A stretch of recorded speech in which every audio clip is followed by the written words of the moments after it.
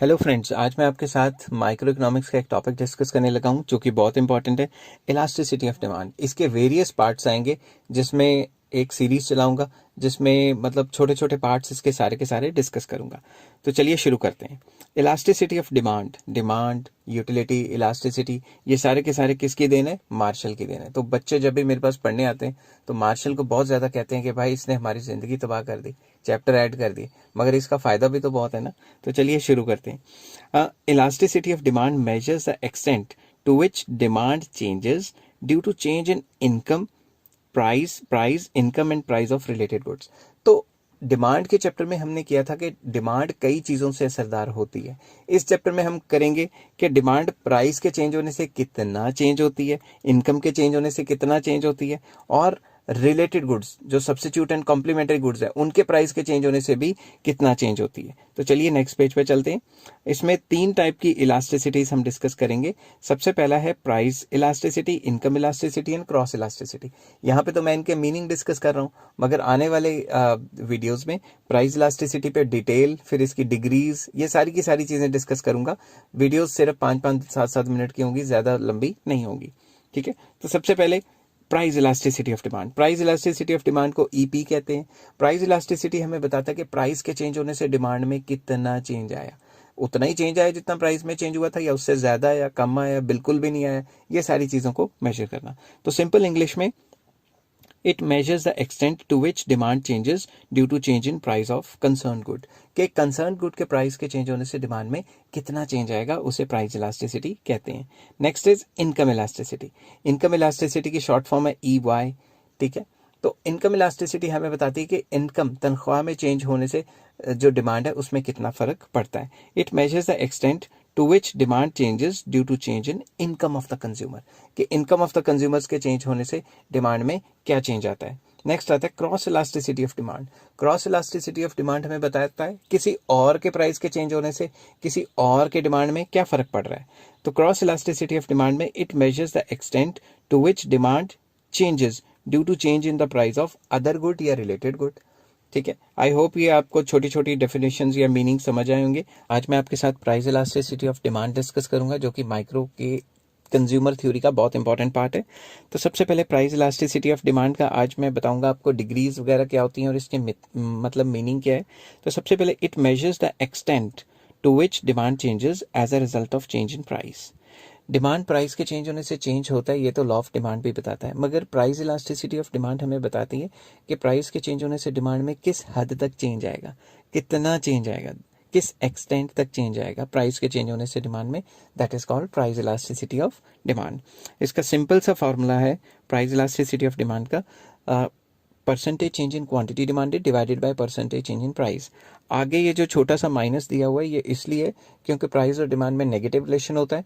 तो जब negative answer आएगा, नेगेटिव नेगेटिव पॉजिटिव हो जाएंगे और वो न्यूट्रलाइज हो जाएगा आंसर। ठीक है, अब ये जो डेल्टा है इसे चेंज कहते हैं पूरी की पूरी इकोनॉमिक्स में। तो मैंने इसलिए लिखा है percentage change in quantity demanded divided by percentage change in price. तो चलिए नेक्स्ट पेज पे चलते हैं। आज मैंने आगे आपके साथ आगे करना है डिग्रीज ऑफ प्राइस इलास्टिसिटी।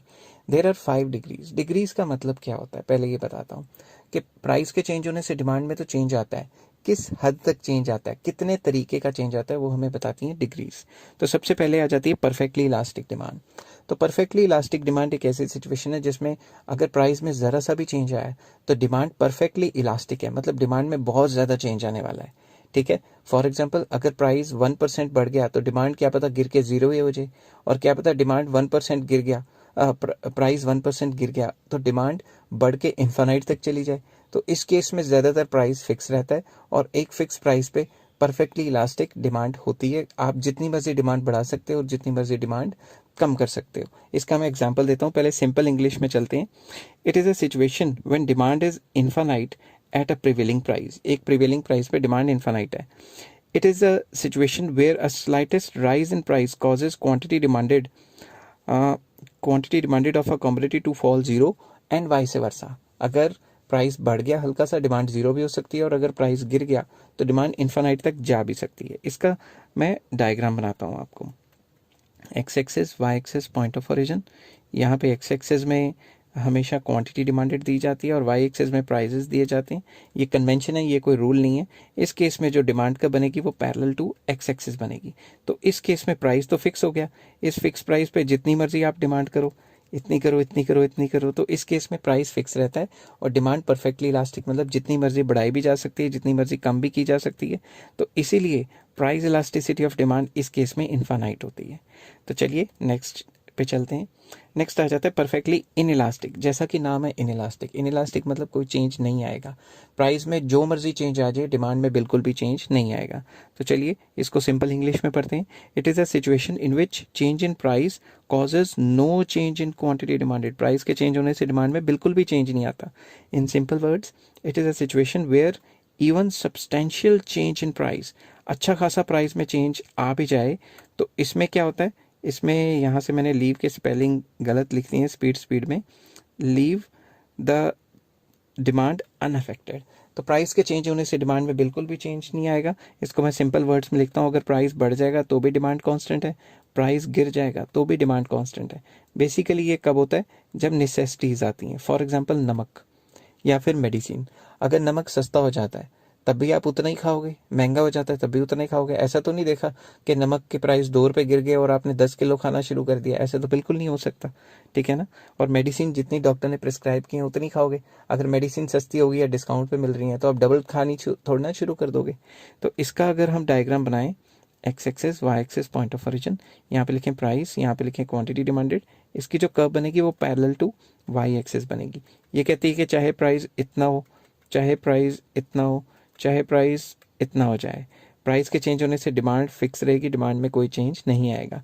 इस केस में प्राइस इलास्टिसिटी 0 होती है, मतलब कोई इलास्टिसिटी है ही नहीं।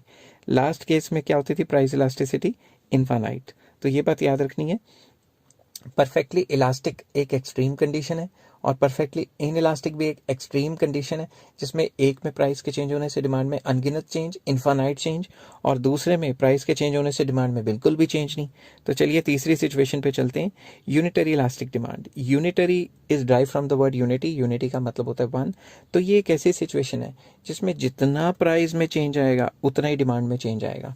फॉर एग्जाम्पल, अगर प्राइस बढ़ गए 10% तो डिमांड गिर जाएगी 10%, ठीक है। और अगर प्राइस गिर गए 10% डिमांड बढ़ जाएगी, क्योंकि प्राइस और डिमांड में तो नेगेटिव रिलेशन है, मगर वो सेम परसेंटेज से बढ़ेगी। तो इसको कहते हैं unitary elastic demand. Simple language में अगर आपको समझाऊं तो it is a situation when quantity demanded in response to change in own price of a commodity in such that, मतलब प्राइस के चेंज होने से डिमांड में इस हिसाब से चेंज आता है कि जो टोटल एक्सपेंडिचर है वो सेम रहे, टोटल जो खर्चा है आपका वो सेम रहे। इसको और आसानी से डिस्कस करना है तो इसे कहते हैं कि जितना प्राइस में चेंज आए उतना परसेंट ही डिमांड में चेंज आए। आपको मैंने पीछे क्या बताया था कि प्राइस इलास्टिसिटी का क्या फॉर्मूला है, प्राइस इलास्टिसिटी का फॉर्मूला है percentage change in quantity demanded divided by percentage change in price. अब आप खुद सोचो, अगर दोनों में सेम परसेंटेज का चेंज है तो ये दोनों तो कैंसिल हो जाएंगे और 1 आ जाएगा। तो प्राइस के चेंज होने से डिमांड में सेम चेंज आना चाहिए नेगेटिव वे में, मतलब अगर प्राइस 10% बढ़ा है तो डिमांड 10% गिर जाए, और अगर प्राइस 10% गिरा है तो डिमांड 10% बढ़ जाए। इस सिचुएशन में डायग्राम कैसा होगा, तो चलिए शुरू करते हैं। X axis Y axis point of origin, यहाँ लिखा प्राइस, यहाँ लिखा क्वांटिटी डिमांडेड। फॉर एग्जांपल इतना प्राइस है और इतनी क्वांटिटी डिमांडेड है। अगर मान लो प्राइस गिर गया, प्राइस गिर गया 10%, तो जितनी ये जगह आ रही है ना उतनी ही ये जगह बनानी है आपने, कि अगर प्राइस 10% गिरा है तो डिमांड भी 10% बढ़ी है। तो अगर हम देखें टेक्निकली तो ये एरिया और ये एरिया बराबर होना चाहिए, तो मतलब डिमांड भी 10% बढ़ी है। तो अब अगर इसमें से डिमांड कर्व बनानी है तो ये डिमांड कर्व ऐसे निकलेगी, ये इस तरीके से, ठीक है। तो ये बन गई डिमांड कर्व आपकी। तो डिमांड कर्व क्या है, यूनिटरी इलास्टिक, मतलब प्राइस के चेंज होने से डिमांड में बराबर चेंज आता है। आप ऐसा भी कर सकते थे कि प्राइस को बढ़ा देते 10% और डिमांड को गिरा देते, तब भी यूनिटरी इलास्टिक ही मानी जाती, ठीक है। तो नेक्स्ट पेज पे चलते हैं। यहाँ पे आ जाता है greater than unitary elastic. Greater than unitary elastic एक ऐसी सिचुएशन है जिसमें प्राइस के चेंज होने से डिमांड में ग्रेटर चेंज आता है, ठीक है ना। अब आप खुद सोचें, इसका ये फॉर्मूला है minus percentage change in quantity demanded divided by percentage change in price. तो अगर डिमांड में ज़्यादा चेंज आ रहा है, मान लो 20% का, और प्राइस में कम चेंज आ रहा है, मान लो 10% का, तभी तो 1 से ज़्यादा आंसर आएगा ना। ग्रेटर देन यूनिटरी इलास्टिक मतलब ग्रेटर देन 1। तो ये एक ऐसी सिचुएशन है जिसमें प्राइस के चेंज होने से डिमांड में ज़्यादा चेंज आता है। दूसरी एग्जाम्पल मैं आपको कह देता हूँ, मान लो प्राइस बढ़ गया 10%, तो जो डिमांड है वो गिरेगी 20%, तो प्राइस में चेंज आने से डिमांड में ज़्यादा चेंज आएगा। और अगर मान लो प्राइस गिर गया 10%, डिमांड 10% से ज़्यादा इंक्रीज हो जाएगी। इसका मैं डायग्राम बनाता हूँ। X axis, Y axis, point of origin, price, quantity demanded. Suppose price इतना है और डिमांड इतनी है, ठीक है। मान लेते हैं कि प्राइस गिर गया मान लो 5% से, तो प्राइस गिर गया तो डिमांड बढ़ जाएगी, ठीक है ना, वो तो बढ़ती है, मगर जो डिमांड में जो इंक्रीज आएगा वो प्राइस के डिक्रीज से काफ़ी ज़्यादा होगा। आई होप ये सारी चीज़ें आपको समझ आ रही हैं। तो ये डिमांड कब बन गई है इसकी, तो ये हो जाता है प्राइस इलास्टिसिटी ग्रेटर देन 1 मतलब ग्रेटर देन यूनिटी, ठीक है। अब डायग्राम मैंने कोई कंप्यूटराइज तरीके से बना के सीधा कॉपी पेस्ट तो किए नहीं हुए, उसमें मज़ा सा नहीं आता, तो मैं बना के दिखाता हूँ तो ही मज़ा आता है। पर हल्की हुल्की लाइन थोड़ी टेढ़ी हो जाए तो उसको थोड़ा मतलब कर लेना एडजस्ट, क्योंकि मैं कॉपी पेस्ट करके दिखाऊंगा, फिर डायग्राम आपके सामने नहीं बनाऊंगा तो आपको समझ ही नहीं आएगी कि बनता कैसे है, ठीक है। तो चलिए नेक्स्ट पेज पे चलते हैं और 5th डिग्री डिस्कस करते हैं, less than unitary elastic demand. Less than unitary elastic demand एक ऐसी सिचुएशन है जिसमें प्राइस के चेंज होने से डिमांड में जो है कम चेंज आता है। फॉर एग्जाम्पल, अगर प्राइस बढ़ता है 10%, तो डिमांड को तो गिरना चाहिए ना, मगर डिमांड गिरती है कम 5%। और अगर प्राइस गिरता है 10%, डिमांड को तो बढ़ना चाहिए, मगर डिमांड कम परसेंटेज से बढ़ेगी। अब इसका मैं प्रैक्टिकली आपको बता देता हूँ। मान लो ये फॉर्मूला है, percentage change in quantity demanded divided by percentage change in price. अब अगर डिमांड में कम चेंज आता है, मान लो 5%, और प्राइस में चेंज आता है ज़्यादा 10%, तो दोनों को अगर कैंसिल करूँगा तो 0.5 आ गया ना। तो कहने की बात यह है कि जब भी आपका प्राइस में ज़्यादा चेंज आएगा और डिमांड में कम चेंज आएगा तो आपका आंसर हमेशा 1 से कम कम आएगा। 1 से कम आना मतलब यूनिटी से कम आना मतलब लेस देन यूनिटरी इलास्टिक। अब इसका एक डायग्राम बनाते हैं। एक्स एक्सिस पे देते हैं क्वांटिटी डिमांडेड, वाई एक्सिस पे देते हैं प्राइजेस। पेन का थोड़ा कलर चेंज करता हूँ। मान लो प्राइजेस इतने हैं और डिमांड इतनी है, और चलो इस बार बढ़ने का केस ले लेते हैं। प्राइजेस बढ़ गए 10%, प्राइजेस बढ़ गए ना, डिमांड गिरी है मगर डिमांड सिर्फ 5% ही गिरी है, Q1, ठीक है। अब ये मत कहना कि ये इससे हाफ दिख रहा है, नहीं दिख रहा, बस थोड़ा जज्बात समझ जाना कि भाई प्राइस में चेंज आने से डिमांड में कम चेंज आता है। अगर मैं इसको थोड़ा कलर चेंज करके करूं तो इसका जो कर्व बनेगी वो इस टाइप से बनेगी, ठीक है। ये बन गई डिमांड कर्व, ठीक है। आप स्केल से सीधी बनाना, आप उल्टी सीधी मत करना, स्केल से सीधी बनाना। मेरे को तो यहाँ पे स्केल नहीं लगा सकता, टच स्क्रीन में दिक्कत आ जाएगी स्केल रखा तो नेक्स्ट आपका आ जाता है ये जो है price elasticity is less than 1। Basically ये कब होता है, ये लेस देन 1 तब होता है जब प्राइस के चेंज करने से हम डिमांड में काफ़ी कम चेंजेस करते हैं, हमारे पास ऑल्टरनेटिव कम होते हैं या सब्सिट्यूट्स कम है उसके, तो प्राइस के चेंज होने से डिमांड में कम चेंज लेके आते हैं। तो मैंने आपको ये सारी चीज़ें समझाई, degrees of elasticity. Hello friends, आज मैं आपके साथ करने लगा हूँ प्राइस इलास्टिसिटी ऑफ डिमांड के वेरियस मेथड्स, जिसमें कि हम डिस्कस करेंगे total expenditure method, percentage method, point elasticity method, arc elasticity method और रेवेन्यू इलास्टिसिटी मेथड। ये सारे के सारे मेथड्स की वीडियो बनाऊंगा तो बहुत लंबी हो जाएगी, तो मैं एक एक पार्ट को एक एक वीडियो में कवर करने वाला हूँ। तो चलिए शुरू करते हैं टोटल एक्सपेंडिचर मेथड से। तो ये जो टोटल एक्सपेंडिचर मेथड है, ये सारे के सारे मेथड्स वैसे तो भाई मार्शल ने दिए हैं। तो ये मेथड कहता क्या है, ये कहता है कि we can measure price elasticity of demand by taking into consideration the total expenditure of the consumer. अगर हमें कंज्यूमर के टोटल खर्चे के बारे में पता लग जाए तो हम इलास्टिसिटी को निकाल सकते हैं। इसको कैसे निकालना है, इसको चलिए टेबल और डायग्राम से समझते हैं। सबसे पहले टेबल बनाता हूँ। टेबल ध्यान से देखिए। सपोज मैंने यहाँ लिख लिया प्राइस ऑफ एक्स, सबसे पहले नेक्स्ट लिख लिया मैंने प्राइस ऑफ एक्स के बाद commodity quantity demanded for x, फिर नेक्स्ट कॉलम बना लेता हूँ मैं टोटल एक्सपेंडिचर शॉर्ट फॉर्म में लिख लिया, और लास्ट में लिख देता हूँ प्राइस इलास्टिसिटी। जब भी वीडियो बनाने लगता हूँ तो बाहर जो है डॉग्स बाग करने लग जाते हैं, पता नहीं क्यों। एनी हाउ, चलो मैं इनके रोके पे रुकने वाला नहीं हूँ, आज मैं ख़त्म करके रहूँगा ये टॉपिक। फॉर एग्जाम्पल, प्राइस है 2, डिमांड है 2, 2 रुपये की चीज़ 2 डिमांड की, खर्चा कितना हुआ 4। अब दूसरी तरफ अगर प्राइस गिर जाता है तो आपको पता है ना, प्राइस के गिरने से क्या होती है, डिमांड बढ़ जाती है। तो जब भी प्राइस के गिरने से डिमांड बढ़ गई, अब खर्चा कितना हुआ, 1 रुपये की चीज़ है 4 खरीदी, खर्चा तो 4 ही हुआ ना। अब ध्यान से देखो, प्राइस के चेंज होने से खर्चे में कोई चेंज नहीं आया। जब भी प्राइस के चेंज होने से खर्चे में कोई चेंज नहीं आता तो इलास्टिसिटी हमेशा 1 होती है। ये बात आपको याद रखनी है। दूसरी सिचुएशन, प्राइस 2, डिमांड 2, खर्चा 4, प्राइस गिर गया। प्राइस तो गिर गया है, प्राइस के गिरने से क्या हुआ, डिमांड जो है वो बढ़ गई है। डिमांड बढ़ गई है ना, पहले भी डिमांड बढ़ी थी, अब भी डिमांड बढ़ गई, मगर अब डिमांड हो गई है 5। 1 रुपए की चीज़ है, 5 खरीदेंगे तो खर्चा कितना हुआ, 5 रुपए। तो प्राइस के गिरने से खर्चा बढ़ गया है ना। तो जब भी खर्चा बढ़ता है इलास्टिसिटी ग्रेटर देन 1 हो जाती है। एक बात हमेशा याद रखना, प्राइस क्या हुआ है, प्राइस गिरा है और खर्चा क्या हुआ है, बढ़ा है। तो उस केस में इलास्टिसिटी ग्रेटर देन 1 हुई है। मतलब नेगेटिव रिलेशन जब भी होता है प्राइस और खर्चे में, इलास्टिसिटी ग्रेटर देन 1 होती है। दूसरी सिचुएशन में चलते हैं, प्राइस 2, डिमांड 2, खर्चा 4। थैंक यू किसको कर रहा हूँ, डॉग को। फिर शुरू हो गया, चलो कोई बात नहीं है, थैंक यू हजम नहीं हुआ उसको लग रहा है। तो प्राइस गिर गया, प्राइस के गिरने से डिमांड तो बढ़ी है, बट 1 रुपए की चीज़ है, 3 खरीदेंगे तो खर्चा कितना हो गया, कम हो गया। तो जब भी खर्चा गिर जाता है तो इलास्टिसिटी भी गिर जाती है, लेस देन 1। अब इसमें आपको एक बात याद रखनी है, प्राइस गिरा है तो खर्चा, एक्सपेंडिचर गिरा है, तो बेसिकली पॉजिटिव रिलेशन हुआ ना।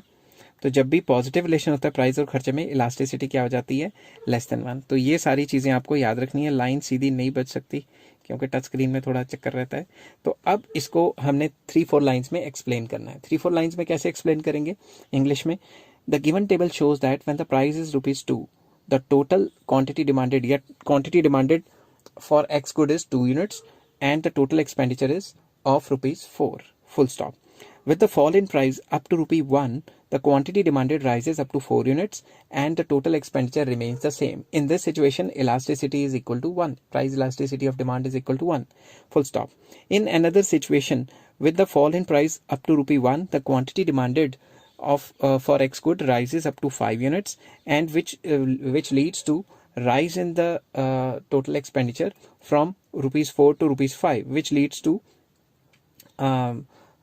Greater than unitary elastic demand. ठीक है, और इसी को आप इंग्लिश में आप उल्टा पुल्टा करके ये भी लिख सकते हैं कि भाई जब प्राइस गिर गया तो जो खर्चा है हमारा वो कम हो गया, और इस केस में जो हमारी जो प्राइस इलास्टिसिटी है वो लेस देन 1 है। तो चलिए नेक्स्ट पेज पे चलते हैं और इसका डायग्राम एक्सप्लेन करता हूँ। डायग्राम मैं एक्सप्लेन कर रहा हूँ मगर थोड़ा ध्यान से देखना, जहाँ नहीं समझ आए पॉज करके दोबारा से आप देख लेना। प्राइस है, प्राइस ले लेता हूँ यहाँ पे, पूरा लिख लेता हूँ प्राइस, यहाँ पे लिख लेता हूँ टोटल एक्सपेंडिचर। माइक्रो में सारे के सारे डायग्राम्स में नीचे ज़्यादातर क्या आता है, क्वांटिटी, मगर यही डायग्राम ऐसा है जिसमें नीचे एक्सपेंडिचर आता है, एक्सपेंडिचर। ठीक है, अब ध्यान से देखिए, ये कर्व शुरू में जाएगी नीचे, बाद में जाएगी पैरेलल, फिर जाएगी पीछे वापस। ठीक है, मैं इसको रब कर देता हूँ, दोबारा बनाता हूँ, बैकवर्ड बेंडिंग। तो बेसिकली ये टीटी टोटल एक्सपेंडिचर कर्व है। अब मैं इसका कलर चेंज करके आपको समझाने की कोशिश करता हूँ। फॉर एग्जाम्पल कोई भी पॉइंट है ए पॉइंट पे प्राइस कितना है, OP, ये है ना प्राइस, और अगर मैं इसको डॉटेड लाइन लगा लूँ तो खर्चा कितना है, मान लो OE, एक्सपेंडिचर है OE। अगर मैं इससे इस कोने तक प्राइस को गिराता हूँ P1 तक, तो प्राइस गिरा, प्राइस के गिरने से क्या हुआ, खर्चा बढ़ गया ना E1 तक। तो जब भी प्राइस गिरता है और एक्सपेंडिचर बढ़ जाता है तो वो कौन सी सिचुएशन होती है, भूल गए क्या, प्राइस के गिरने से एक्सपेंडिचर बढ़ जाता है तो ये होती है ग्रेटर देन 1। तो मैं इस सिचुएशन में यहाँ लिख लूंगा कि price elasticity is greater than 1। समझ गई बात, क्योंकि प्राइस के गिरने से खर्चा बढ़ा है। अब मैं रब कर लेता हूँ इन सिचुएशंस को ताकि आपको नॉर्मली समझा पाऊँ।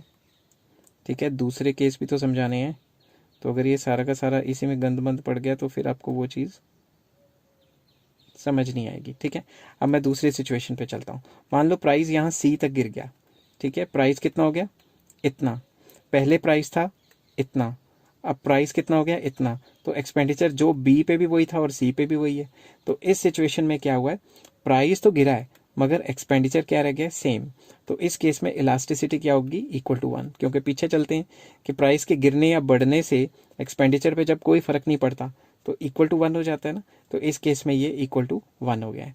अब मैं दोबारा इसको रब करता हूँ और यहाँ से रब करके फिर तीसरी सिचुएशन डिस्कस करता हूँ। मान लो इसके नीचे कोई भी पॉइंट आ गया D, इस पॉइंट पे भी प्राइस तो पहले से गिरा है ना, तो पहले खर्चा कितना होता था, इतना होता था सपोज E, अब खर्चा कितना हो गया, E1 हो गया।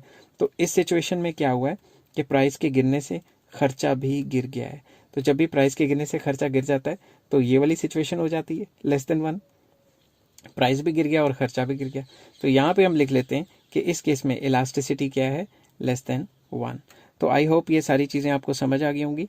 और हेलो फ्रेंड्स, आज मैं आपके साथ करूँगा प्राइस इलास्टिसिटी का एक और मेथड, जिसको हम कहते हैं परसेंटेज मेथड। इसका दूसरा नाम प्रोपोर्शनेट मेथड भी है। तो चलिए मैं सबसे पहले हेडिंग बना लेता हूँ, परसेंटेज मेथड और प्रोपोर्शनेट मेथड।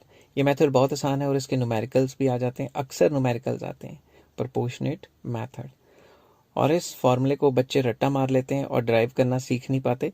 तो मैं कोशिश करूंगा कि इस मेथड में, इस वीडियो में मैं आपको अच्छे तरीके से किस तरीके से ड्राइव होता है वो चीज़ सिखा दूं। तो सबसे पहले प्राइस इलास्टिसिटी का फॉर्मूला होता है minus percentage change in quantity demanded divided by percentage change in price. ठीक है, अब ये आगे माइनस क्यों लिखा हुआ है? ये माइनस इसलिए लिखा हुआ है कि प्राइस और डिमांड में नेगेटिव रिलेशन है, और अगर प्राइस और डिमांड में नेगेटिव रिलेशन होता है तो उस रिलेशन को नेगेटिव और नेगेटिव पॉजिटिव कर देता है, ये चीज़ न्यूट्रलाइज कर देता है। तो इसका फॉर्मूला मैं लिख रहा हूँ, percentage change in quantity demanded divided by percentage change in price. इसकी शॉर्ट फॉर्म भी लिख सकते हैं, परसेंटेज, डेल्टा को चेंज कहते हैं, quantity demanded divided by percentage change in price. अब मैं यहाँ साइड पे लिख लेता हूँ कि भाई जो डेल्टा होता है अपना वो चेंज होता है, ठीक है ना, ये बात आपको याद होनी चाहिए। तो मैं सबसे पहले percentage change in quantity demanded का फॉर्मूला निकालता हूँ। Percentage change in quantity demanded का फॉर्मूला नई क्वांटिटी Q1 माइनस पुरानी क्वांटिटी डिवाइडेड बाय पुरानी क्वांटिटी इंटू 100। साइड पे लिख लेता हूँ, Q1 क्या है, न्यू क्वांटिटी, और Q क्या है, ओल्ड क्वांटिटी। तो फॉर्मूला बहुत आसान है, नई क्वांटिटी माइनस पुरानी डिवाइडेड बाय पुरानी इंटू 100, ठीक है, ओल्ड क्वांटिटी। अब जैसे ये क्वांटिटी डिमांडेड के साथ किया है उसी तरीके से प्राइस के साथ भी करना है। तो percentage change in price that is equals to नया प्राइस माइनस पुराना डिवाइडेड बाय पुराना इंटू 100। साइड पे लिख देता हूँ कि P1 क्या है, न्यू प्राइस, और P क्या है, ओल्ड प्राइस, ओल्ड प्राइस। ठीक है, अब ध्यान से देखिए, इन सारी वैल्यूज को उस फॉर्मूले में आपने डाल देना है। फॉर्मूला क्या था, मैं दोबारा लिख लेता हूँ, माइनस में percentage change in quantity demanded divided by percentage change in price. तो अब इसका जो ऊपर वाली वैल्यूज़ हैं इसमें डाल देते हैं। तो सबसे पहले आ जाएगा नई क्वांटिटी माइनस पुरानी क्वांटिटी डिवाइडेड बाय पुरानी इंटू 100 होल ओवर नया प्राइस माइनस पुराना डिवाइडेड बाय पुराना इंटू 100। ठीक है, आगे माइनस। अब पेन का कलर चेंज करके लिखते हैं कि ये जो 100 है ये तो कैंसिल हो जाएंगे। ठीक है, तो आपके पास क्या बचेगा, आपके पास बचेगा ये वाला Q1 माइनस Q।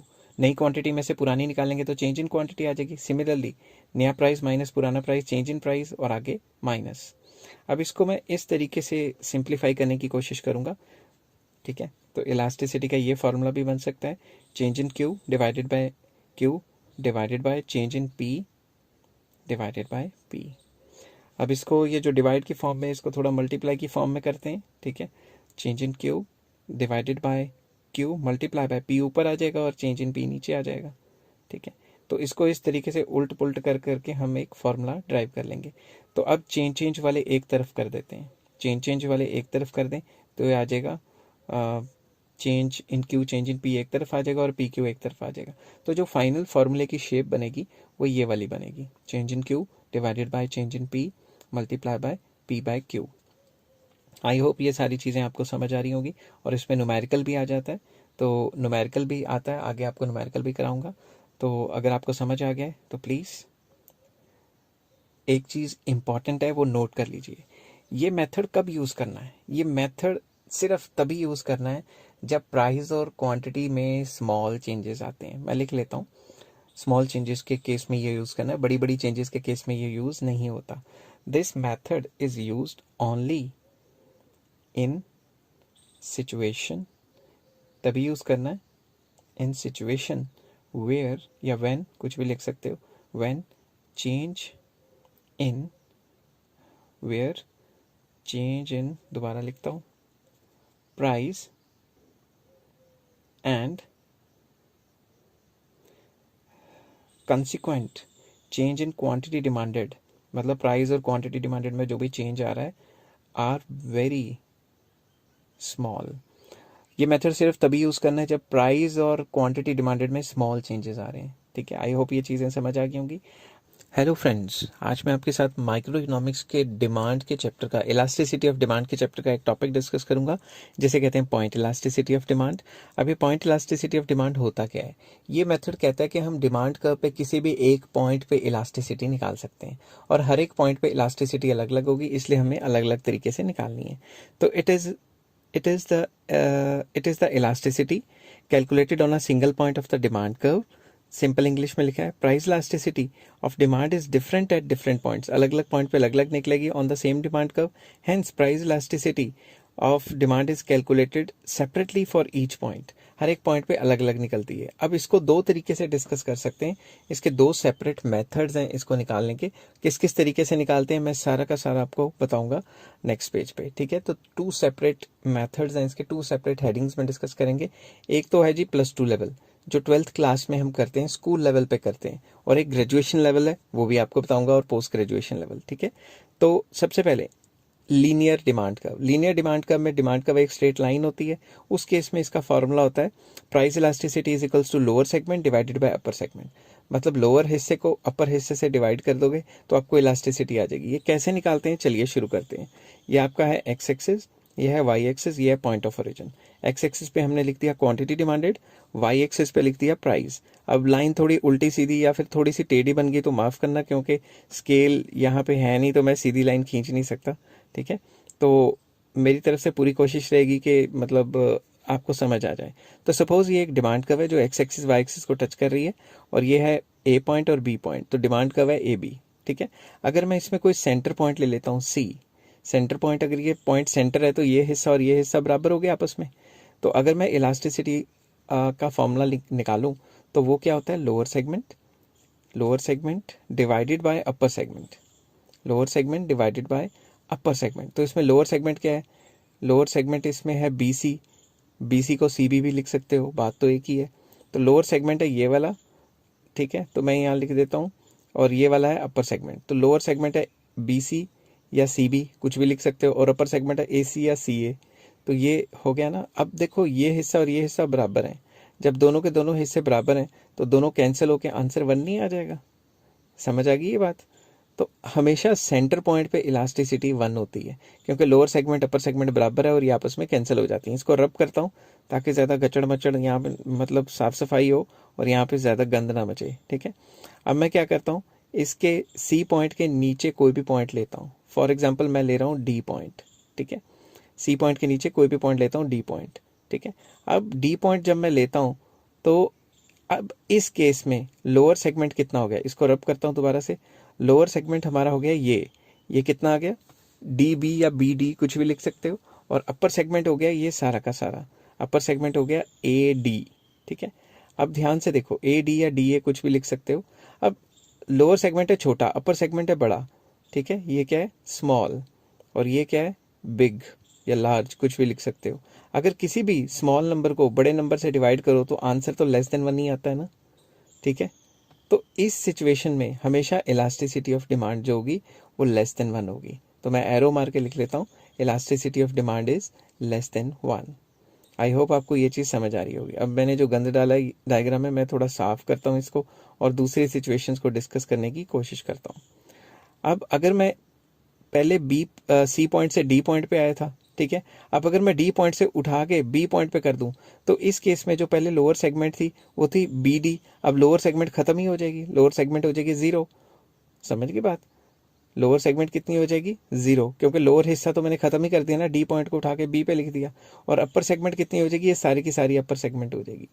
तो अपर सेगमेंट कितनी है, ए बी, क्योंकि अपर सेगमेंट को मैं लगातार बढ़ा रहा हूँ। तो 0 डिवाइडेड बाय समथिंग इज 0, इसीलिए इस पॉइंट पे इलास्टिसिटी क्या होती है, 0। आई होप ये सारी चीज़ें आपको समझ आ रही होंगी। अब मैं रब करता हूँ इसको ताकि ज़्यादा गंद ना पड़े। तो इसके बाद मैं सी पॉइंट से ऊपर एक पॉइंट लेता हूँ, मान लो ई पॉइंट, ठीक है। ई पॉइंट के केस में अगर मैं लेता हूँ तो इसमें लोअर सेगमेंट कितना है, इसमें लोअर सेगमेंट है ये वाला हिस्सा, ये अपर सेगमेंट हो गया और ये सारा का सारा लोअर सेगमेंट हो गया। अब लोअर सेगमेंट क्या है, बिग, और अपर सेगमेंट क्या है, स्मॉल, ठीक है। तो अपर सेगमेंट का मैं फॉर्मूला लिखता हूँ यहाँ, इसको रब करके। सबसे पहले लोअर सेगमेंट है ई बी या बी ई कुछ भी लिख सकते हो, और अपर सेगमेंट है ए ई या ई ए, ठीक है। अब क्या है, big number divided by small number. तो जब भी बड़े नंबर को छोटे से डिवाइड करोगे आंसर तो 1 से ज़्यादा ही आएगा ना।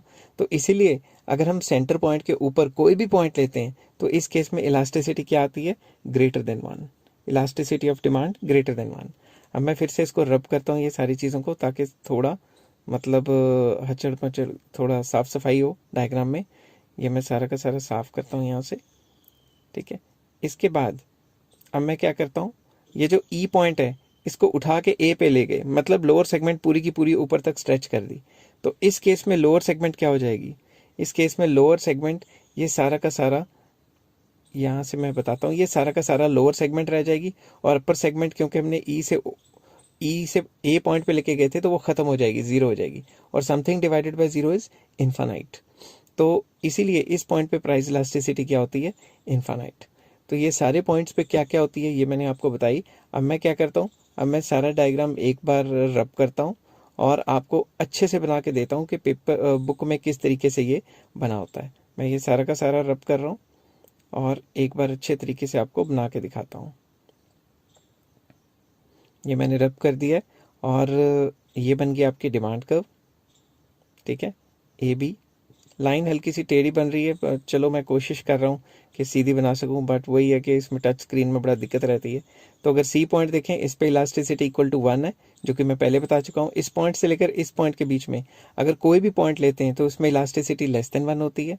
और अगर इस पॉइंट पे लेते हैं इलास्टिसिटी 0 हो जाती है। कैसे होती है मैंने अभी आपको बताया थोड़ी देर पहले। और इस पॉइंट से इस पॉइंट तक इलास्टिसिटी ग्रेटर देन 1 होती है। और अगर इस पॉइंट पे आ गया तो इलास्टिसिटी क्या हो जाती है, इनफाइनाइट। आई होप ये सारी चीज़ें आपको समझ आ रही होंगी। और प्लीज़ लाइक करना ना भूलें, इसमें काफ़ी मेहनत लगती है। तो ये तो था +2 लेवल, ठीक है।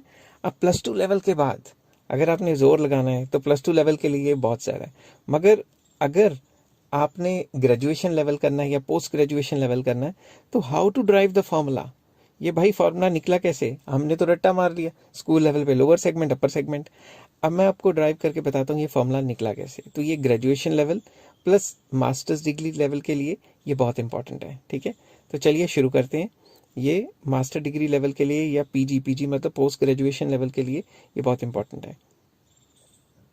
अब एक डायग्राम मुझे गिवन था एक्स एक्सिस वाई एक्सिस, तो मैंने डिमांड कर्व को पहले से ही नाम देके रखा है AM। अब ये जो डिमांड कर्व है इस पे एक पॉइंट ले लिया ए पॉइंट पे जो प्राइस है वो है OP और जो क्वांटिटी है वो है OQ, ठीक है। और अगर मान लो प्राइस गिर जाता है, कोई और पॉइंट ले लेता हूँ, लेट मैं C पॉइंट ले लेता हूँ। इस पे नया प्राइस हो गया P1 और न्यू क्वांटिटी होगी Q1, ठीक है। इसमें आपको हल्का सा ज्योमेट्री आनी चाहिए, हल्की फुल्की ज्योमेट्री आनी चाहिए। ये हो गया चेंज इन प्राइस और ये हो गया चेंज इन क्वांटिटी। अब मैं ये नहीं कह रहा कि आप मैथ्स में PhD करके आओ, मगर हल्की फुल्की 7th 8th 9th क्लास की आपको आनी चाहिए। तो इसका फॉर्मूला क्या था इलास्टिसिटी का, percentage method, change in Q divided by change in P multiply by P by Q। और आगे माइनस तो आता ही, आपको पता ही है, मैंने बताया हुआ परसेंटेज मेथड में।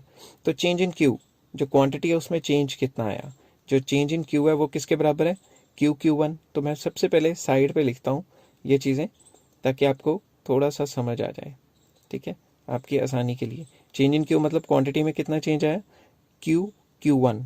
अब ये जो Q1 है इसको मैं इस तरीके से भी तो लिख सकता हूँ कि ये जो Q1 है, अगर मैं यहाँ पे कोई और पॉइंट दे दूँ, लेट, ओहो यार ये टच स्क्रीन में ये बड़े स्यापे होते हैं, बटन दब जाता है अपने आप। तो ये पॉइंट अगर B है तो Q1 तो और BC ये तो बराबर हो गए ना, क्योंकि ये तो आमने सामने है और वो जो है रेक्टेंगल के सामने वाली साइड्स बराबर होती हैं। वैसे ही चेंज इन P ये है P1 जिसको हम लिख सकते हैं कि ये बराबर है किसके, A और B के, ठीक है। आई होप ये चीज़ें आपको समझ आ रही होंगी। तो हम इन वैल्यूज़ को वहाँ पे पुट करेंगे और उनकी वैल्यू निकालेंगे। मैं साफ़ सुथरा कर लेता हूँ ये डायग्राम, क्योंकि अगर साफ़ सुथरा नहीं किया तो इसमें मुझे आपको कई चीज़ें समझानी है, फिर आप समझ नहीं पाएंगे, ठीक है। तो सबसे पहले मैं ये वैल्यूज़ डाल देता हूँ। तो सबसे पहले चेंज इन Q की जगह डालूंगा BC और चेंज इन P की जगह डालूंगा मैं AB, ठीक है। इसको अच्छे से साथ के साथ पॉज कर करके लिखना आपने, क्योंकि अगर पॉज कर करके नहीं लिखा तो आपको समझ आना बंद हो जाएगा। सिमिलरली जो प्राइस है OP, ठीक है। OP को हम AQ भी तो कह सकते हैं, क्योंकि सारी की सारी मैं कलर चेंज करके आपको समझाता हूँ।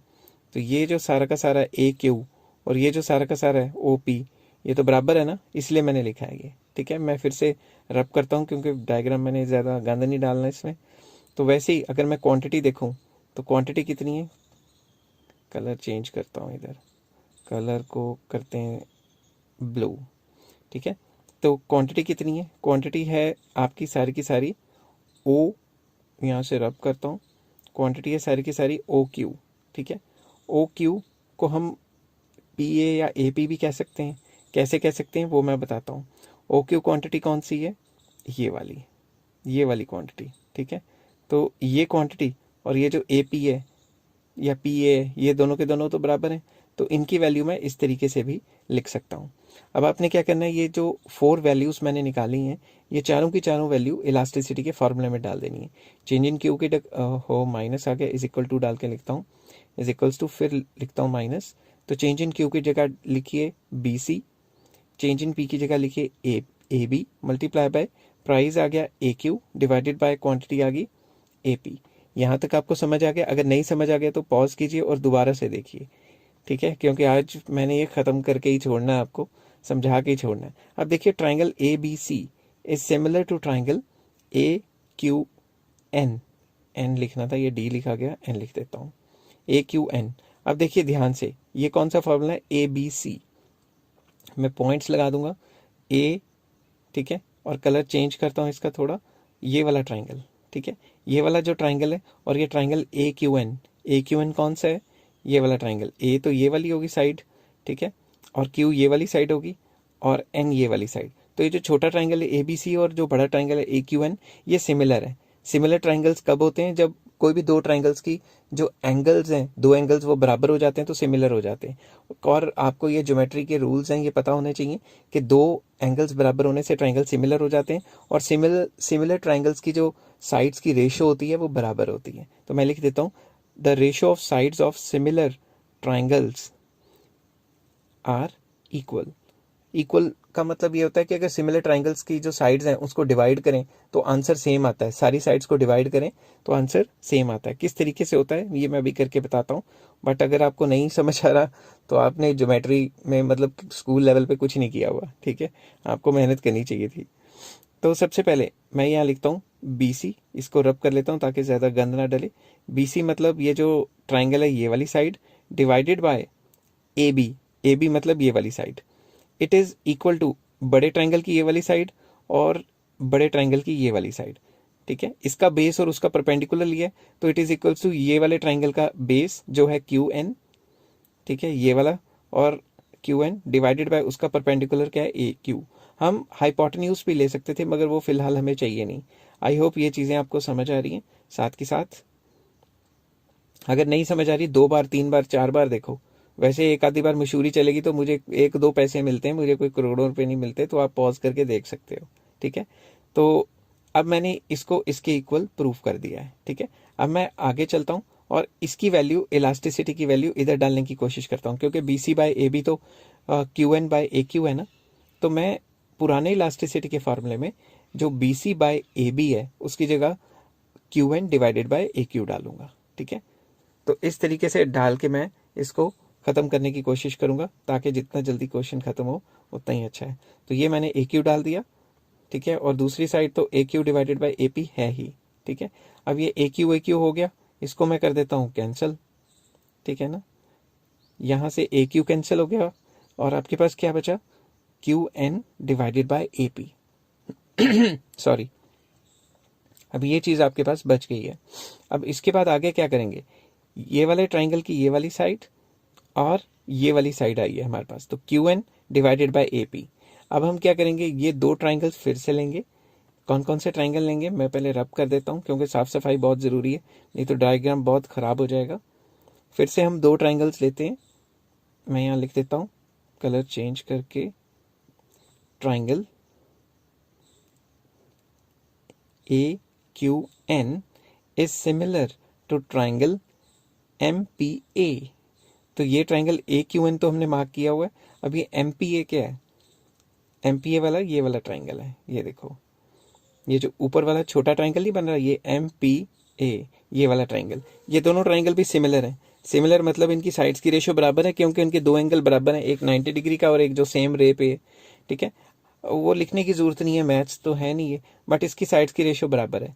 साइड्स की रेशो बराबर मतलब हमने इनके क्या लिए, हमने इनके बेस लिए हैं ना, Q N divided by A P या पी ए। ये किसके बराबर हुई, ये जो वो है ना, क्या कहते हैं, हाइपोटेन्यूज, मतलब ए एन मतलब ये वाली साइड, ठीक है,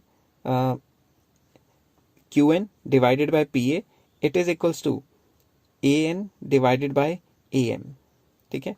तो अगर हम डिवाइड करेंगे इसको हाइपोटेन्यूज से तो फिर ये सेम रेशो आएगी, मतलब आंसर कट कटा के सेम आएगा।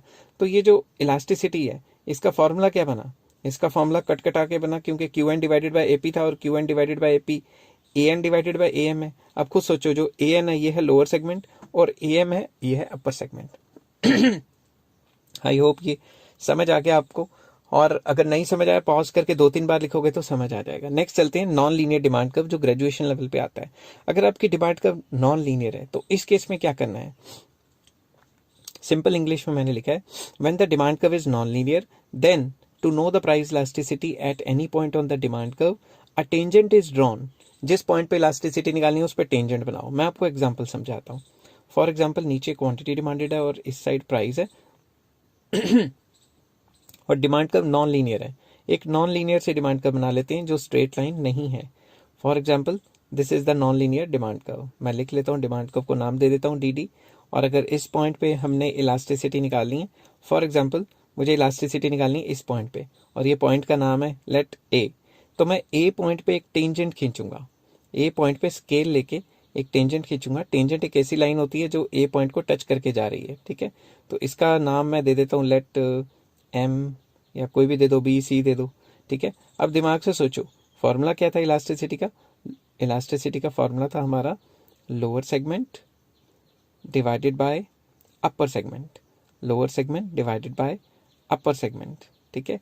अब lower segment divided by upper segment कितना हो गया, लोअर सेगमेंट हो गया A C divided by upper segment हो गया बी ए या ए बी, कुछ भी लिख सकते हो। तो ये हमारी इलास्टिसिटी आ गई। सिमिलरली अगर हमें किसी और पॉइंट पे इलास्टिसिटी निकालनी है तो वो भी हम निकाल सकते हैं। जैसे फॉर एग्जांपल आपने इस पॉइंट पे निकालनी है इलास्टिसिटी, तो यहाँ से टेंजेंट खींच दो, ठीक है। तो ये अपर सेगमेंट, ये लोअर सेगमेंट हो गया, तो लोअर सेगमेंट को अपर सेगमेंट से डिवाइड करोगे फिर निकल जाएगी। कोई दिक्कत इसमें, ये डी पॉइंट मैंने ले लिया, ये मतलब ई पॉइंट होना चाहिए था। हेलो फ्रेंड्स, आज मैं आपके साथ प्राइस इलास्टिसिटी ऑफ डिमांड का एक और मेथड, जो लास्ट मेथड है, फिफ्थ मेथड, वो डिस्कस करूंगा। लास्ट मेथड है ये, और ये ज़्यादातर graduation and post graduation level पे पूछा जाता है, ठीक है। ये मेथड है रेवेन्यू इलास्टिसिटी ऑफ डिमांड या रेवेन्यू मेथड, या फिर कई बुक्स में इसको रेवेन्यू इलास्टिसिटी मेथड कहा जाता है। इसके लिए दो कंसेप्ट्स आपको आने बहुत ज़रूरी हैं, average revenue and marginal revenue, ठीक है। तो एवरेज रेवेन्यू होता है जब भी आप एक यूनिट मार्केट में बेचते हो, सेलर बीइंग सेलर, तो आपने कितना पैसा कमाया। It is the revenue earned per unit of output. एक यूनिट को बेच के जो भी पैसा कमाया उसे AR कहते हैं, और इसको प्राइस भी कहते हैं। AR is also called price. तो AR का फॉर्मूला है total revenue divided by quantity. तो MR क्या होता है, it is change in total revenue as a result of change in quantity. कि क्वांटिटी के चेंज होने से टोटल रेवेन्यू में क्या फर्क पड़ता है। तो इसका मैंने फॉर्मूला इस तरीके से भी लिखा हुआ है कि MR is delta TR divided by delta Q means change in total revenue divided by change in quantity, और we can say that total revenue in time period N minus total revenue in time period N-1। तो अब जो elasticity है उसका formula in terms of revenue ये होता है AR over AR minus MR। ये तो गिवन फॉर्मूला है। अब ये निकला कैसे, ये मैं ड्राइव करने की कोशिश करूंगा, ये ड्राइव करने की कोशिश करूंगा, आपको समझाने की कोशिश करूंगा। आपने क्या करना है, कुछ नहीं करना, बस वीडियो पॉज कर करके ना साथ की साथ बनाते रहना है। जब आप मेरे साथ की साथ बनाओगे, आपको मैं गारंटी दे रहा हूँ, अगर आपको हल्की सी भी ज्योमेट्री आती है तो आपको ये 2 मिनट में समझ आने वाला है, ठीक है।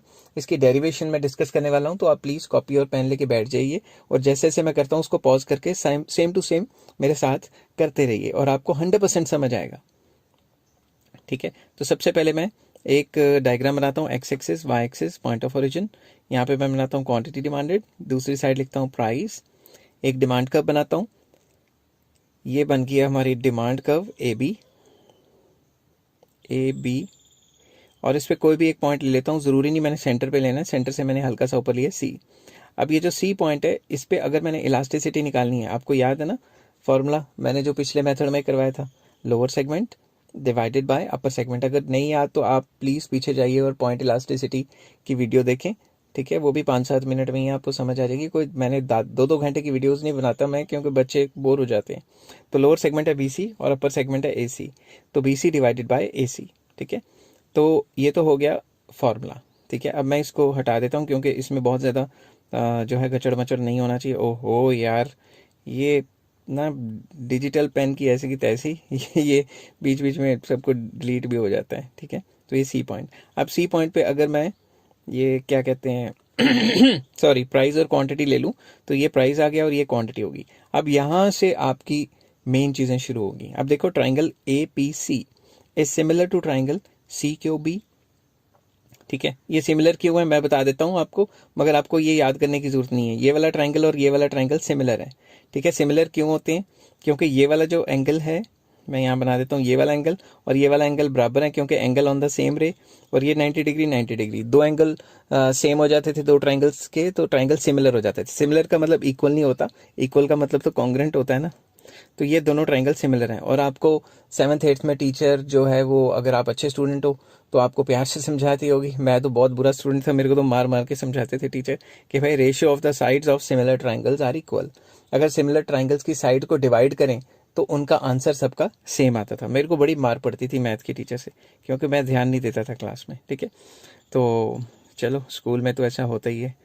तो ये जो दो ट्राइंगल्स हैं ये सिमिलर हैं। तो अगर मैंने बी सी, ठीक है, बी सी डिवाइडेड बाय ए सी निकालना है, तो बी सी ये वाला पार्ट है, बी सी डिवाइडेड बाय ए सी, तो ये किसी और पार्ट के बराबर हो सकते हैं। ये वाला पार्ट है सी क्यू जो परपेंडिकुलर है, divided by A P.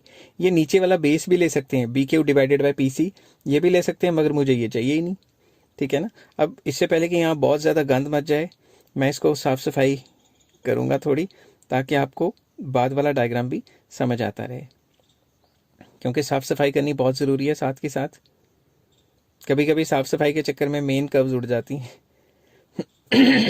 Sorry, बोल बोल के गला कई बार बैठ जाता है। तो अब हम क्या करेंगे, अब मैंने ये ए आर कर्व बनाई थी ना, ए बी को डिमांड कर्व भी कहते हैं और एवरेज रेवेन्यू कर्व भी कहते हैं। पूरे इकोनॉमिक्स में जो डिमांड कर्व होती है वही एवरेज रेवेन्यू कर्व होती है, ठीक है। तो नेक्स्ट ए आर के गिरने से क्या हुआ, एम आर गिरी। मैं यहाँ रब करके अच्छी तरह से बनाता हूँ। जब ए आर गिरती है, ये पता है ना आपको, एम आर उससे भी ज्यादा गिरती है। हम इस कंडीशन में हम एज्यूम करने कि ए आर के गिरने से एम आर उससे डबल गिरेगी। ये बात याद रखना कि ए आर के गिरने से एम आर उससे डबल गिरेगी, ये चीज़ एज्यूम हो रही है। तो इसको पॉइंट ई दे दिया, इसको एफ दे दिया। अब ध्यान से देखें ज़रा, मैं लिख देता हूँ ए डी जो है वो एम आर का हुआ है, ठीक है। अब ध्यान से देखना, इसमें दो ट्राइंगल को मैं कॉन्ग्रुएंट कर रहा हूँ, ठीक है। तो मैं यहाँ लिख लेता हूँ ए आर के गिरने से एम आर उससे डबल गिरती हुई मैंने दिखाई है, ठीक है। ये मेन पार्ट है इसका सॉरी।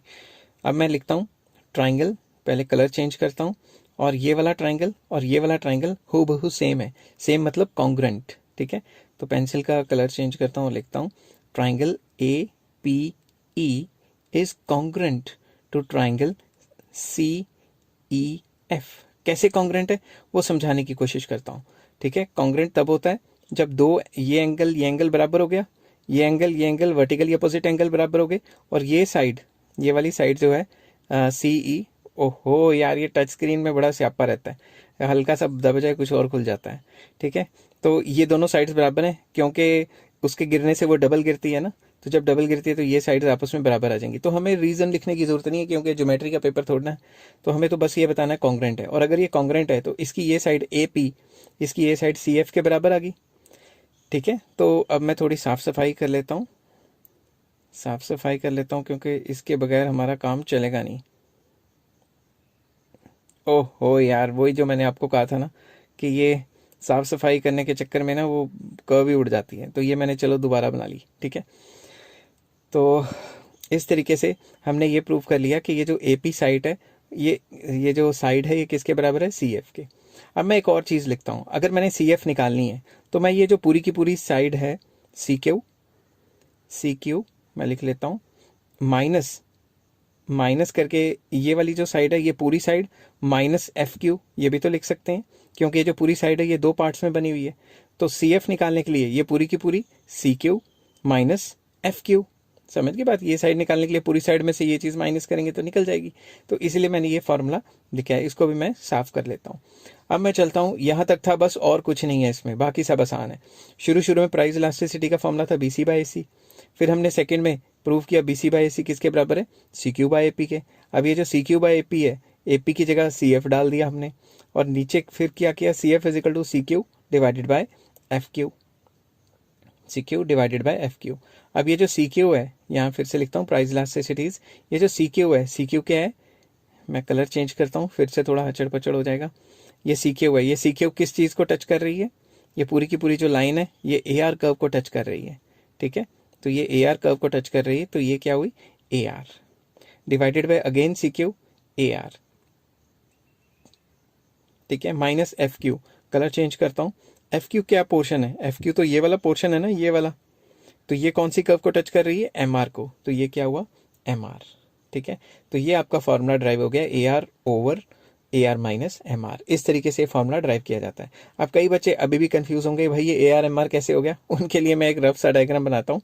सपोज ये AR है और ये मान लो A और Q, तो अगर मैंने AR निकालना है तो ये AQ इज AR, ठीक है, AQ ही AR है। क्यों, अगर मैं A को Y एक्सिस से मिलाता हूँ, A को मैं Y एक्सिस से मिलाऊं, तो तभी आप बच्चे कहेंगे ना भाई OP इज AR। भाई ये साइड और ये साइड तो बराबर ही है, ट्राइंगल्स रेक्टेंगल्स की आमने सामने वाली साइड्स बराबर होती हैं। और सिमिलरली अगर मैं MR बना देता हूँ, लेट दिस इज MR, तो अगर मैं यहाँ पे कोई भी पॉइंट का नाम दे दूँ B, तो ये जो BQ हुआ ये MR हुआ, ठीक है। क्योंकि जब हम सामने वाली जो Y एक्सिस से मिलाएंगे तो ये कहेंगे ना MR इज OP1 या फिर A1 कर लो, ठीक है। हचड़ पचड़ हो गया थोड़ा, रब करके अच्छे से लिख लेता हूँ। तो ये साइड बराबर ही हुई, तो इसीलिए इसको AR कहेंगे और ये वाली जो साइड है उसको MR कहेंगे। आई होप ये सारी चीज़ें आपको समझ आ गई। हेलो फ्रेंड्स, आज मैं आपके साथ डिस्कस करूंगा factors determining price elasticity of demand. ऐसे कौन से फैक्टर्स हैं जो प्राइस इलास्टिसिटी ऑफ डिमांड को असर करते हैं। चलिए शुरू करते हैं। सबसे पहले आप जब भी आपको इस टाइप का क्वेश्चन आए तो आपने मीनिंग लिखना है किसका, प्राइस इलास्टिसिटी का, जो कि प्रीवियस वीडियो में मैंने डिस्कस किया है, आप वहां से देख सकते हैं। सिंपल वर्ड्स में प्राइस इलास्टिसिटी होती है कि प्राइस के चेंज होने से डिमांड में किस हद तक चेंज आएगा। तो चलिए शुरू करते हैं इस क्वेश्चन को। फैक्टर्स डिटर्मिनिंग या affecting price elasticity of demand, इसमें जो फर्स्ट पॉइंट है वो है नेचर ऑफ कमोडिटी। जो कमोडिटी की नेचर है ये भी प्राइस इलास्टिसिटी को असर डालती है। कैसे, अगर कमोडिटी है नेसेसिटी, नेसेसिटी मतलब जरूरियात, जरूरत की चीजें हैं, तो आपकी डिमांड होगी लेस इलास्टिक या इन इलास्टिक। अब इससे पहले कि मैं क्वेश्चन को और आगे जाऊं, मैं आपको हल्का सा बताता हूं।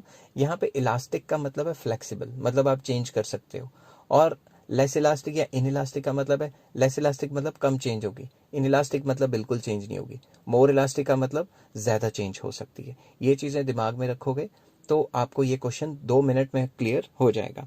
तो नेसेसिटीज में क्या होता है, नेसेसिटीज तो आपको जिंदा रहने के लिए चाहिए, तो अगर इनके प्राइस में चेंज आए तो डिमांड में ज्यादा चेंज नहीं आएगा या बिल्कुल भी चेंज नहीं आएगा। इसीलिए लिखा हुआ है लेस इलास्टिक, कि या तो बहुत कम चेंज आएगा या इन इलास्टिक बिल्कुल भी चेंज नहीं आएगा। ऑन द अदर हैंड जो लग्जरी होती है उनकी डिमांड मोर इलास्टिक या ग्रेटर देन यूनिटरी इलास्टिक होती है। मोर इलास्टिक मतलब प्राइस के चेंज होने से वहां ज्यादा चेंज आएगा। तो दिमाग से सोचो, अगर कोई भी लग्जरी आइटम हल्की सी सस्ती हो जाए या सेल पे लग जाए तो उसकी डिमांड बहुत ज्यादा बढ़ जाती। Third, comforts.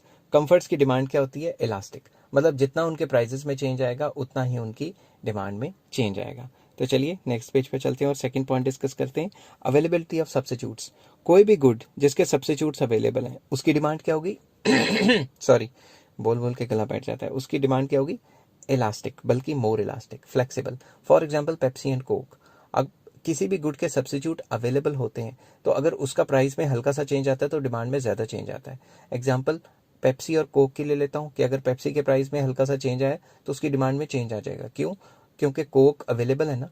अगर पेप्सी के प्राइस बढ़े तो सारे लोग कोक पीना शुरू कर देंगे, पेप्सी के प्राइस सस्ते हुए उसकी डिमांड एकदम बढ़ जाएगी, जो कोक पी रहे थे वो भी पेप्सी पे आ जाएंगे, एंड वाइस वर्सा आप कह सकते हो। तो जिस गुड के सब्स्टिट्यूट होते हैं उसकी डिमांड इलास्टिक होती है या मोर इलास्टिक होती है, मगर वो गुड्स जिसके सब्स्टिट्यूट है ही नहीं उसकी डिमांड या तो लेस इलास्टिक है या in elastic. For example petrol, आपने पेट्रोल वाली कार ले ली है तो अब तो पेट्रोल ही डलाओगे ना, डीजल तो डलवाओगे नहीं। और अगर पेट्रोल आपको पता है दिन ब दिन हर एक कंट्री में महंगा ही होता जा रहा है, तो गवर्नमेंट्स महंगा करती जा रही हैं, तो अब आपकी डिमांड क्या है, या तो लेस इलास्टिक मतलब फ्लेक्सिबल कम है, मतलब आप वेस्टेज के लिए पेट्रोल को या गाड़ी को यूज नहीं करोगे क्योंकि वो महंगा है। On the other hand in elastic है, मतलब आपको डलवाना तो पेट्रोल ही है ना, जो जरूरत के काम है वो तो करनी ही करनी है क्योंकि उसका कोई सब्स्टिट्यूट भी नहीं है। वैसे कई लोग मुझे गालियां भी निकाल सकते हैं कि भाई पेट्रोल गाड़ी के सब्स्टिट्यूट है, सीएनजी करवा सकते हैं, ये करा सकते हैं, वो करा सकते हैं, मगर फिलहाल मैं ये मान के चल रहा हूँ कि अगर सीएनजी नहीं करवाते तो। नेक्स्ट थर्ड पॉइंट आ जाता है डिफरेंट यूजेस या alternative uses. For example milk के डिफरेंट यूजेस हैं, एक से ज़्यादा काम के लिए इस्तेमाल कर सकते हो। तो वो चीज़ें जिनके डिफरेंट यूजेस हैं उनकी डिमांड क्या होती है, मोर इलास्टिक। और वो चीज़ें जिनका सिंगल यूज़ है उसकी डिमांड क्या होती है, लेस इलास्टिक या इन इलास्टिक। मैं आपको एग्जाम्पल देता हूँ। फॉर एग्जाम्पल मिल्क, अगर मिल्क का प्राइस गिर जाए, क्योंकि मिल्क को आप डिफरेंट तरीके से यूज़ कर सकते हो, उसका दही जमा सकते हो, उसकी लस्सी बना सकते हो, उसको बच्चे को वैसे दे सकते हो, चाय बना सकते हो, एटसेट्रा एटसेट्रा, ठीक है। तो अगर आप मिल्क को डिफरेंट तरीके से यूज़ कर सकते हो, मतलब उसके डिफरेंट यूजेस हैं, और अगर हल्का सा प्राइस ऑफ मिल्क चेंज हुआ तो डिमांड में चेंज आएगा। अगर मिल्क सस्ता हुआ तो आप ज़्यादा खरीद लोगे, ताकि कहीं ना कहीं तो इस्तेमाल हो ही जाएगा घर में, और अगर महंगा हो गया तो कम खरीदोगे। तो प्राइस के चेंज होने से डिमांड में चेंज आया ना। But on the other hand, जिसका सिंगल यूज़ होता है, एग्जाम्पल पेन, पेन का अगर सिंगल यूज़ है, या फिर कोई मोटरसाइकिल है उसका सिंगल यूज़ है, क्या यूज़ है कि आपको एज अ कन्वेंस, मतलब कन्वेंस से चाहिए ना एक जगह से दूसरी जगह जाने के लिए। अगर कल को चाइना कोई ऐसी टेक्नोलॉजी निकाल देती है जिससे मोटरसाइकिल के जो दाम है वो मान लो 50,000 का है, 50,000 का है, वहाँ से गिर के 5,000 का रह जाता है। चाइना का कोई भरोसा तो है नहीं, ऐसी टेक्नोलॉजी निकालते रहते हैं वो कुछ ना कुछ सस्ता माल बेच बेच के। तो अगर वो इतना सस्ता कर देते हैं, तो क्योंकि इसका सिंगल यूज़ है, तो आप क्या 10 मोटरसाइकिल खरीद लेंगे? अगर 5,000 का हो गया, नहीं ना खरीदेंगे। क्योंकि जिस चीज़ का सिंगल यूज़ होता है उसको आप अगर प्राइस गिर भी जाए तो ज़्यादा नहीं खरीद पाते, एक आधा फालतू खरीद लोगे। मैं एक और एग्जांपल देता हूँ, पेन, पेन का एक ही इस्तेमाल है, लिखना। और अगर पेन सस्ता भी हो गया तो एक की जगह 2 खरीद लोगे, 10-20 तो खरीद के नहीं आते, क्योंकि उसका तो सिंगल यूज़ है। तो सिंगल यूज में डिमांड लेस इलास्टिक या इन इलास्टिक होती है। फोर्थ पॉइंट आ जाता है पोस्टपोनमेंट ऑफ यूज। अगर आप किसी भी चीज के इस्तेमाल को पोस्टपोन कर सकते हो, डिले कर सकते हो, टाल सकते हो, तो उसकी डिमांड क्या है, elastic. On the other hand, अगर आपको नो पोस्टपोनमेंट, डिले नहीं कर रहे, अभी के अभी चाहिए वो चीज, ठीक है, तो उसकी डिमांड क्या हुई, इन इलास्टिक। नेक्स्ट आ जाता है इनकम ऑफ द कंज्यूमर। अगर आपकी इनकम हाई है, मतलब बहुत ज़्यादा है, और इनकम बहुत ज़्यादा लो है, इस दोनों केस में आपकी जो डिमांड होगी वो इन इलास्टिक होगी। क्यों? क्योंकि जो हाई इनकम है, जो हाई इनकम ग्रुप है, उनकी इनइलास्टिक डिमांड क्यों है? क्योंकि प्राइस के चेंज होने से उनकी डिमांड में तो चेंज आता है नहीं। जितना मर्जी महंगा सामान हो, अगर उन्होंने लेना है तो ले ही लेना है, तो डिमांड में वो चेंज करते नहीं। और जो लो इनकम ग्रुप है उनकी इनइलास्टिक डिमांड इसलिए होती है क्योंकि लो इनकम तो बेचारे कुछ खरीद ही नहीं पाते, वो तो सिर्फ नेसेसिटीज़ ही खा पी रहे होते हैं, बेसिक एमिनिटीज़ को ही कंज्यूम कर रहे होते हैं। तो उस केस में उनकी जो डिमांड है वो इनइलास्टिक होनी ज़रूरी है। मतलब इनइलास्टिक ही होगी, क्योंकि प्राइस के चेंज करने से वो रोटी खानी तो नहीं बंद कर देंगे। बट जो मिडिल क्लास है उसकी डिमांड इलास्टिक है। मिडिल इनकम ग्रुप वाले क्या करते हैं, प्राइस के चेंज होने से अपनी डिमांड में बहुत ज़्यादा चेंज करते हैं। मैं आपको एग्जांपल देता हूँ। जितने भी बड़े बड़े मॉल्स वगैरह खुल गए हुए हैं, जो अमीर लोग हैं वो तो पहले ही कपड़े ले आते हैं वहाँ से अपने साइज़ के हिसाब से, और जो गरीब लोग हैं वो तो खाते ही रोटी हैं, तो रोटी की डिमांड तो इनइलास्टिक हुई। मगर जो मिडिल क्लास है ना, जैसे प्राइजेस में चेंज वगैरह आता है ना, वो भागते हैं मॉलों की तरफ। जब सेल लगती है तो मॉल में जा जाके डिफरेंट डिफरेंट ब्रांड्स के सामान खरीद लेते हैं। तो मतलब मिडिल क्लास प्राइस के चेंज होने से डिमांड को चेंज करता है, तो उसकी डिमांड इलास्टिक होती है। Next, habit of the consumer. अगर कंज्यूमर किसी भी चीज़ के लिए हैबिचुअल है, जैसे किसी को सिगरेट की आदत पड़ गई, शराब की आदत पड़ गई, चाय की आदत पड़ गई, तो जितना मर्जी महंगी मिले वो खाएगा खाएगा। तो डिमांड क्या हुई, इन इलास्टिक। प्राइस के चेंज होने से डिमांड में चेंज नहीं करेगा। ऑन द अदर हैंड, अगर कोई भी इंसान किसी एक पर्टिकुलर चीज़ के लिए हैबिचुअल नहीं है, उसे आदत नहीं पड़ी हुई, तो उसकी डिमांड क्या होगी, इलास्टिक। मतलब अगर उसको प्राइस ज़्यादा लगेगा तो वो कम खाएगा या नहीं खाएगा, और प्राइस के चेंज होने से वो अपनी डिमांड को चेंज करेगा। एग्जाम्पल, अगर आप किसी भी हिल स्टेशन पे जाते हैं और अगर आपको वो चीज़ की आदत पड़ी हुई है तो आपको डबल रेट पे भी मिलेगी तो आप ले लेंगे। ऑन द अदर हैंड, अगर आप हिल स्टेशन पे जाते हैं या कहीं घूमने फिरने जाते हैं और अगर वो चीज़ आपको महंगी मिलती है और आपको उस चीज़ की आदत नहीं है, तो आपको कोई बात नहीं यार, यहाँ महंगी मिल रही है, नहीं लेते, कहीं और से ले लेंगे या फिर कभी खा लेंगे। नेक्स्ट आता है seventh point, proportion of income spent on a commodity. अगर आप किसी भी एक कमोडिटी पे अपनी तनख्वाह का ज़्यादा हिस्सा खर्च करते हैं तो उस केस में डिमांड क्या हो जाती है, इलास्टिक। एग्जाम्पल, फॉर एग्जाम्पल, मैं अपनी तनख्वाह में से कार लेने की सोचता हूँ, या फिर मैं टीवी या फ्रिज लेने की सोचता हूँ जिसमें मेरी तनख्वाह का ज़्यादा हिस्सा खर्च होता है, तो उस केस में मेरी डिमांड इलास्टिक हो जाती है। इलास्टिक मतलब फ्लेक्सिबल है, मैं लूँ नहीं लूँ, टाल सकता हूँ कि अगले महीने ले लूँगा, देख लेंगे, ऐसे ऐसे कर सकता हूँ, ठीक है। But on the other hand, अगर मेरी तनख्वाह का बहुत कम परसेंटेज खर्च हो रहा है किसी भी चीज़ पे, तो उसकी डिमांड इनइलास्टिक या लेस इलास्टिक होती है। फॉर एग्जांपल, जब भी मैं अपनी तनख्वाह में से न्यूज़पेपर या टूथब्रश या फिर सोप या फिर कोई ऐसी चीज़ जिस पे मेरी तनख्वाह का बहुत कम हिस्सा खर्च होगा, जैसे पेन, जिस पे मेरी तनख्वाह का बहुत कम हिस्सा खर्च होता है, उस चीज़ को लेने के बारे में सोचता हूँ तो मैं फटाफट से ले लेता हूँ, मैं सोचता नहीं हूँ। क्योंकि बड़ी चीज़ों को हमने सोच के खरीदना है कि अगर सारे पैसे उधर ही खर्च कर दिए तो पूरे महीने में और तो कुछ बचेगा ही नहीं। इस वजह से इलास्टिक इन इलास्टिक हो जाती हैं इस पे। नेक्स्ट आता है प्राइस लेवल। प्राइस लेवल अगर हाई है, हाई बेसिकली किन चीज़ों का होता है, लग्जरी आइटम्स का। तो अगर लग्जरी आइटम्स का जैसे प्राइस हाई है, जैसे James and jewellery etcetera etcetera, तो मैं यहाँ लिख देता हूँ वो चीज़ें लोग फुकरी मारने के लिए यूज़ करते हैं। फुकरी को हम इंग्लिश में शो ऑफ भी कह देते हैं।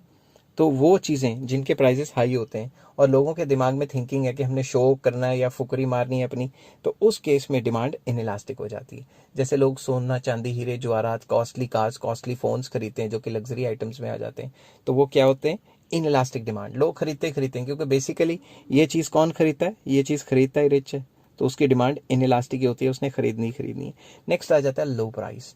अगर किसी भी चीज़ का प्राइस लो है, उसकी भी डिमांड इनइलास्टिक है, क्योंकि अगर प्राइस लो है तो आप ज़्यादा सोचोगे नहीं, आपको यार खरीद ही लेते हैं, सस्ती तो है, तो डिमांड इनइलास्टिक। अब अगर कोई भी ऐसी चीज़ जिसकी कीमत ना ही बहुत ज़्यादा है और ना ही बहुत कम है, बीच बिचाले सी है, उसकी डिमांड इलास्टिक होगी, क्योंकि वो आपको सोचने पे मजबूर कर देगी कि खाएं नहीं खाएं, और सस्ती होगी महंगी होगी, उसकी डिमांड थोड़ी इलास्टिक होगी। नेक्स्ट आ जाता है टाइम पीरियड। अगर टाइम पीरियड शॉर्ट है तो इलास्टिसिटी कम है, और अगर टाइम पीरियड लॉन्ग है तो इलास्टिसिटी ज़्यादा है। फॉर एग्जांपल, आज के आज ही अगर आपको कोई पर्टिकुलर चीज़ चाहिए तो टाइम पीरियड शॉर्ट है ना, तो आज के आज आप ले आओगे, उसे क्या कहेंगे, डिमांड इनइलास्टिक है। मगर अगर आपके पास टाइम पीरियड लॉन्ग है, फॉर एग्जांपल आपके पास 1 मंथ है, 2 मंथ है, 3 मंथ्स है, कि मैंने 3 मंथ्स के अंदर अंदर ये चीज़ लेके आनी है, उसकी डिमांड करनी है, क्या पता 2-3 मंथ्स तक आपका मूड ही चेंज हो जाए, आप कुछ और चीज़ ले आओ, तो उस केस में ये इलास्टिक हो जाती है। नेक्स्ट पॉइंट आ जाता है joint demand.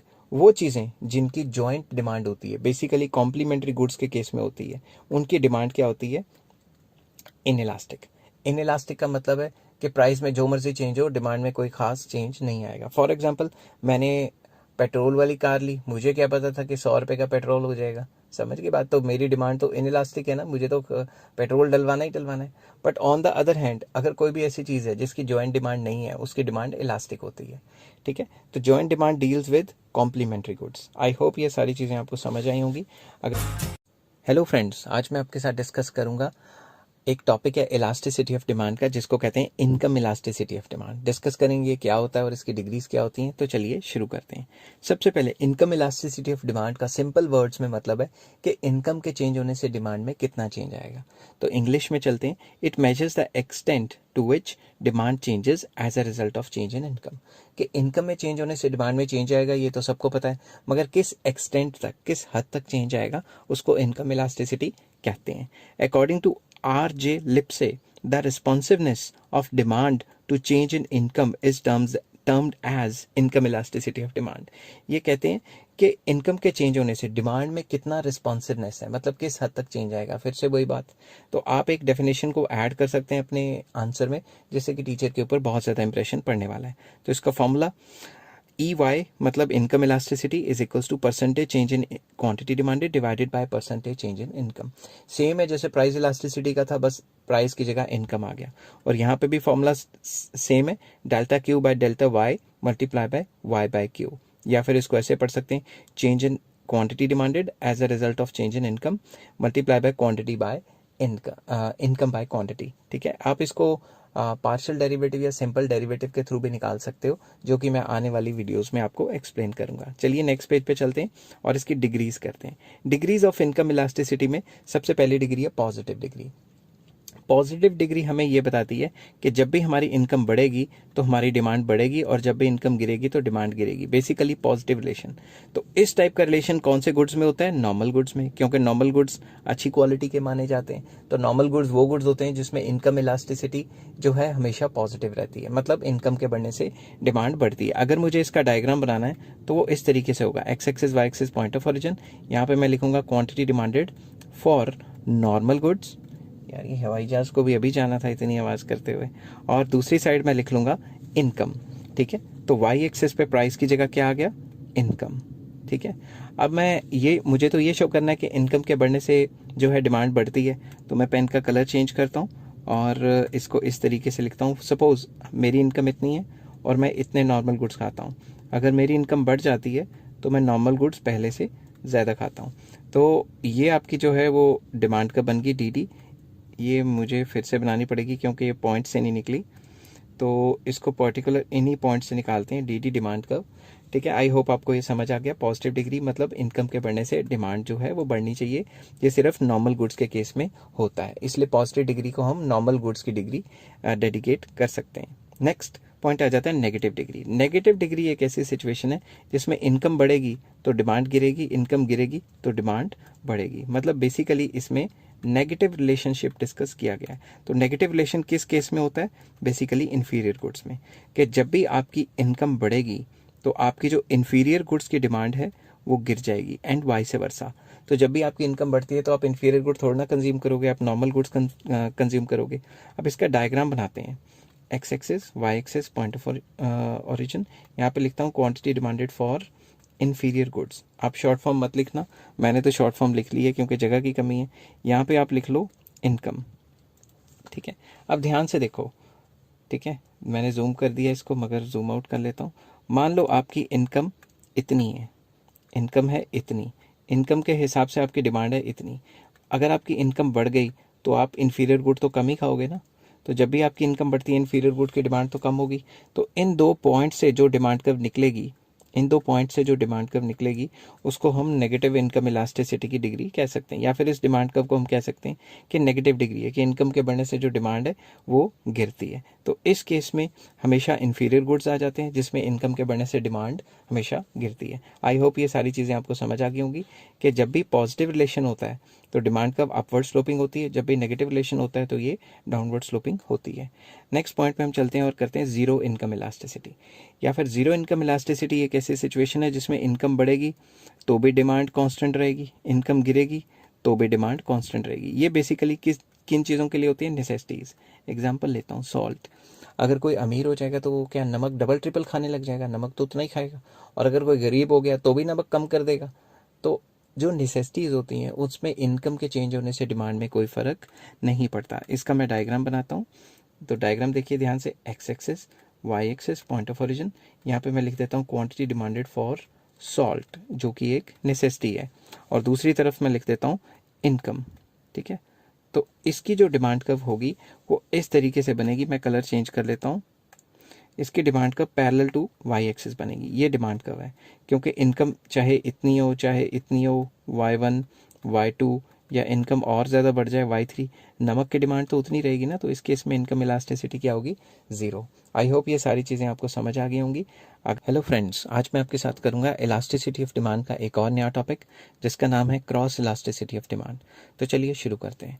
Cross elasticity of demand का मतलब क्या होता है? क्रॉस इलास्टिसिटी ऑफ डिमांड का मतलब होता है कि एक गुड के प्राइस के चेंज होने से दूसरे गुड की डिमांड पे क्या फ़र्क पड़ रहा है। मतलब प्राइस किसी और का और डिमांड किसी और की, तो किसी और के प्राइस के चेंज होने से किसी और गुड की डिमांड पे क्या फ़र्क पड़ रहा है, इस चीज़ को हम डिस्कस करते हैं क्रॉस इलास्टिसिटी ऑफ डिमांड में।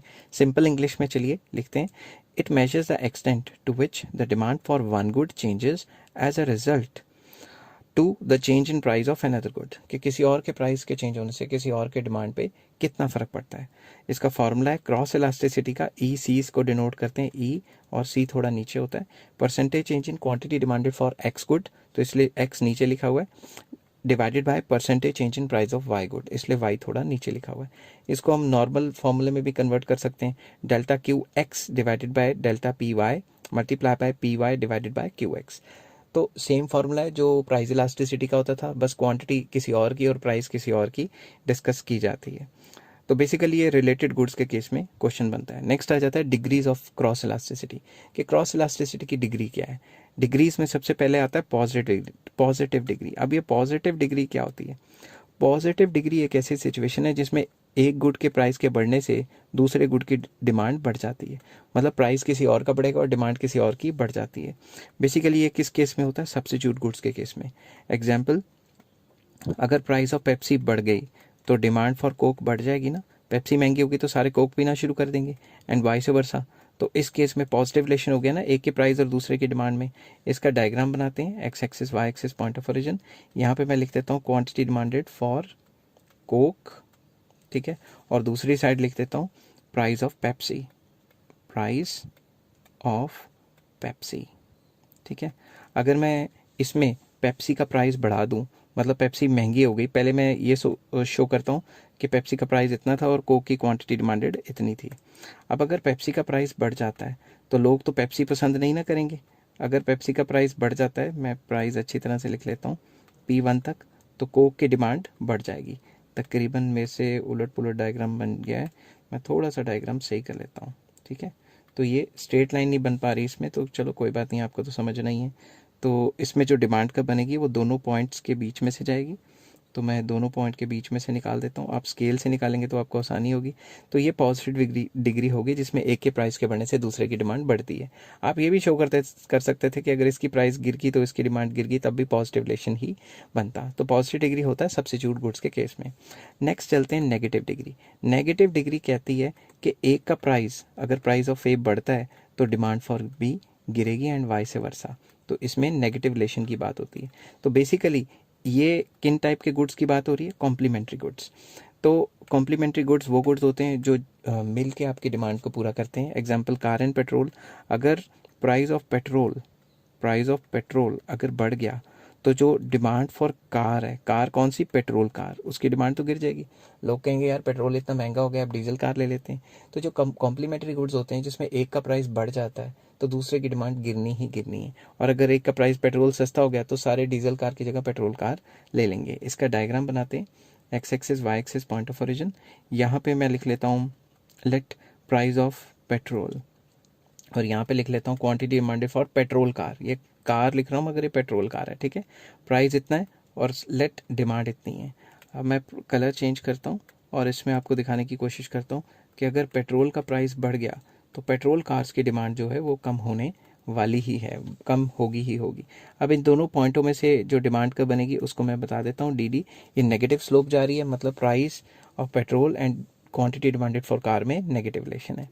थर्ड सिचुएशन आ जाती है जिसके अंदर हम कहते हैं जीरो इलास्टिसिटी या zero degree, zero cross elasticity. Basically एक ऐसी सिचुएशन है जिसमें एक का प्राइस बढ़े या गिरे दूसरे की डिमांड कांस्टेंट रहती है, उस पर कोई फर्क ही नहीं पड़ रहा।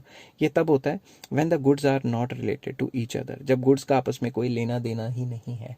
फॉर एग्जाम्पल, अगर मैं प्राइस ऑफ कार बढ़ा दूँ तो डिमांड फॉर पेन पे क्या फ़र्क पड़ेगा? कोई फ़र्क नहीं पड़ेगा, क्योंकि कार और पेन का आपस में कोई रिलेशन ही नहीं है। इस केस में क्या होता है? X axis Y axis point of origin. यहाँ पे मैं लिख लेता हूँ प्राइस ऑफ कार, यहाँ पे लिख देता हूँ क्वांटिटी डिमांडेड फॉर पेन। तो इसमें जो डिमांड कर्व होगी वो मैं कलर चेंज करता हूँ। इसमें डिमांड कर्व जो होगी वो इन इलास्टिक वाली होगी। D demand curve, price of car चाहे इतना हो या फिर और ज़्यादा हो, डिमांड फॉर पेन पे कोई फ़र्क नहीं पड़ रहा। तो इस केस में इनकम इलास्टिसिटी क्या होती है? हमेशा ज़ीरो। ओहो, मैंने इनकम इलास्टिसिटी लिख दिया, मुझे लिखना था क्रॉस इलास्टिसिटी।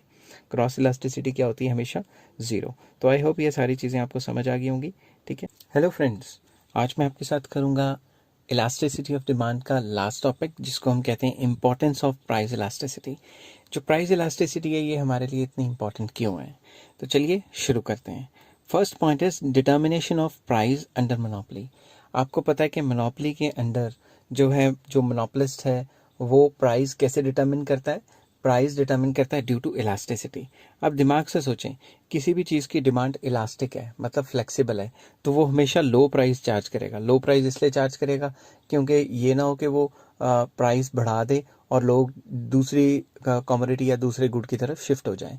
तो मोनोपोली में सिंपल बात ये होती है कि जब भी डिमांड इलास्टिक होती है तो लो प्राइस चार्ज किए जाते हैं, और जब भी उसको लगता है कि डिमांड इन इलास्टिक है, कि कंज्यूमर ने ये चीज़ लेनी है, तो क्या हाई प्राइस चार्ज किए जाते हैं। तो ये किस पे डिपेंड करता है? इलास्टिसिटी ऑफ डिमांड पे। तो सेकंड पॉइंट पे चलते हैं, प्राइस डिस्क्रिमिनेशन।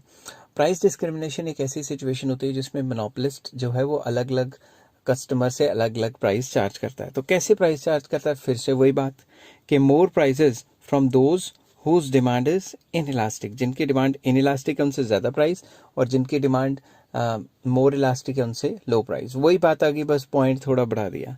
थर्ड पॉइंट आ जाता है price determination of joint supply. तो इसमें सिंपल है बहुत ज़्यादा। Goods which are produced simultaneously in the same act of production like cotton and cotton seeds etcetera. इसके अंदर जॉइंट सप्लाई वाले वो चीज़ें आ जाती हैं जो साइमल्टेनियसली प्रोड्यूस होती हैं, जैसे कॉटन एंड कॉटन सीड्स, ठीक है। शीप एंड वूल, ये जो शीप का जो मटन एंड वूल ये कह सकते हो। If the demand for cotton is inelastic, अगर कॉटन की डिमांड इनइलास्टिक है then the price of cotton will be fixed more. अगर कॉटन की डिमांड इनइलास्टिक है, कॉटन खरीदना ही खरीदना है, ठीक है, प्रोड्यूसर्स ने कपड़ा बनाने के लिए, तो उसका प्राइस मोर होगा। And if the demand for cotton seeds is elastic तो उसका प्राइस क्या होगा, लो। तो जब भी हम जॉइंट सप्लाई की बात करते हैं कि दो चीज़ें जॉइंटली प्रोड्यूस हो रही हैं, जॉइंटली सप्लाई हो रही हैं, उसमें से जिसकी डिमांड इनइलास्टिक है उसका प्राइस हाई रखा जाएगा और जिसकी डिमांड इलास्टिक है उसका प्राइस लो रखा जाएगा। चलिए नेक्स्ट पेज पे चलते हैं। Fourth point, advantage to finance minister. Finance minister को जो भी किसी कंट्री का फाइनेंस मिनिस्टर होता है उसको इलास्टिसिटी ऑफ डिमांड की नॉलेज होनी बहुत ज़रूरी है। क्यों? अगर वो देखता है किसी भी चीज़ की डिमांड इलास्टिक है, फ्लेक्सिबल है, तो वो उस पर लेस टैक्सेस लगाता है।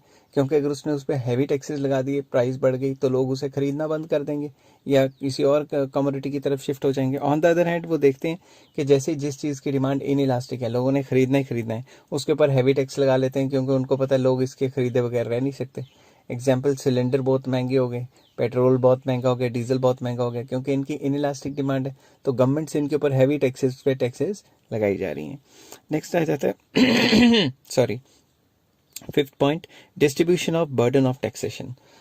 अब बर्डन ऑफ टैक्सेशन का मतलब ये है कि लगा किसी और पे, दिया किसी और ने। इसको थोड़ा समझने की कोशिश करते हैं। अगर आपकी डिमांड इनइलास्टिक है तो अगर दुकानदार के ऊपर टैक्स लगता है तो वो पूरा प्राइस में ऐड करके हमारे ऊपर शिफ्ट कर देगा, ठीक है। More burden of indirect taxes on consumers and less burden on producers. अगर आपकी इनइलास्टिक डिमांड है और दुकानदार के ऊपर टैक्स लगता है, इनइलास्टिक मतलब आपने खरीदनी है और दुकानदार के ऊपर टैक्स लगता है, तो दुकानदार क्या करता है, उस टैक्स को प्राइस में ऐड करके आपके ऊपर ट्रांसफर कर देता है। ऑन द अदर हैंड, आप कोई भी चीज़ खरीदते हो, उसकी डिमांड क्या है, इलास्टिक है, तो वो क्या करेगा, वो कहेगा यार अगर मैंने टैक्स कन्वर्ट करके प्राइस बढ़ा दिए, चीज़ों के टैक्स इसके ऊपर शिफ्ट कर दिया, तो प्राइस बढ़ जाएगा, जिसकी वजह से लोग खरीदना बंद कर सकते हैं। तो जब भी इलास्टिक डिमांड होती है, the burden of indirect taxes will be more on producers and less on consumers. Sorry, six point आ जाता है, international trade. A country will gain by increasing the price of her exports if the demand in the importing country is inelastic. ये कहता है, ये भी बहुत simple है, ये कहता है कि अगर किसी भी कंट्री में आप सामान भेज रहे हो, किसी भी कंट्री में आप सामान भेज रहे हो और उस कंट्री में उस चीज़ की जो डिमांड है वो क्या है, इनइलास्टिक, ठीक है। फॉर एग्जांपल, अरब कंट्री से हमारे यहाँ तेल आता है, तो अरब कंट्री से जब हमारे यहाँ तेल आता है तो हमारे कंट्री में उस चीज़ की डिमांड क्या है, इनइलास्टिक। तो अरब कंट्रीज जो भी ओपेक जो है, oil producing and exporting countries, जो भी वो प्राइस डिसाइड करते हैं, उनकी मोनोपोली है, उस हिसाब से हमारे से चार्ज करते रहते हैं।